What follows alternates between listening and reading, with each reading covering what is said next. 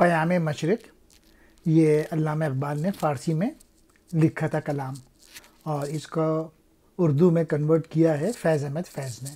پہلی اشاعت اس کی 1977 میں ہوئی تھی۔ پیام مشرق کی تصنیف 1918 سے شروع ہو کے 1923 میں ختم ہوئی۔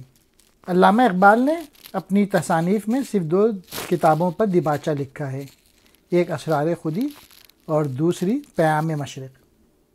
منور دل میرا سوز دروں سے، جہاں بیند آنکھ میری اشک خوں سے، وہ رمز زندگی سے بے خبر ہے جو سمجھے عشق کو یکساں جنوں سے۔ علامہ اقبال کہہ رہے ہیں میرا دل جو ہے وہ سوز دروں یعنی باطن کی آنچ سے روشن ہے، میری آنکھ خون کے آنسوؤں کی وجہ سے دنیا دیکھتی ہے۔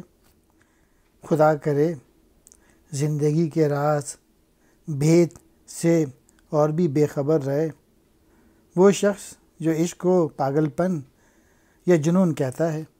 سوز دروں کہتے ہیں باطن کی حرارت، اشک خون کے آنسو، اشک کہتے ہیں آنسو کو، رمز زندگی زندگی کا بھید،